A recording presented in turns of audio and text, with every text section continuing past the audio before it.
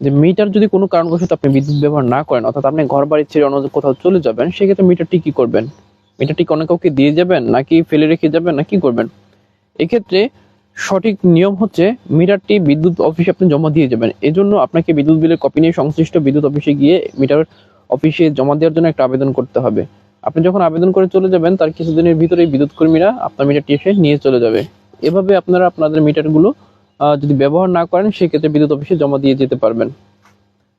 আর যদি আপনারা মিটার ব্যবহার না করে অন্য কাউকে দিয়ে যান বা অরক্ষিত অবস্থায় ফেলে রেখে যান, সেখান থেকে কিন্তু দুর্ঘটনা ঘটতে পারে। তাই ভুলে এই কাজটি করবেন না। এই কারণে যদি কোনো দুর্ঘটনা ঘটে, এর দায়িত্ব সম্পূর্ণ আপনার। কারণ আপনি যখন মিটারটি নিয়েছেন, তখন কিন্তু সম্পূর্ণ আপনার নামে মিটারটি নিয়েছেন।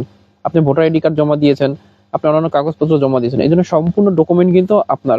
এই জন্য যদি এখান থেকে কোনো দুর্ঘটনা ঘটে, এই দায়িত্ব সম্পূর্ণ আপনার উপরেই বর্তাবে। তাই মিটার যদি ব্যবহার না করেন, অন্য কাউকে দিবেন না বা কোথাও ফেলেও রাখবেন না, সরাসরি বিদ্যুৎ অফিসে যোগাযোগ করে সেখানে বিদ্যুৎ অফিসে জমা দিয়ে যাবেন।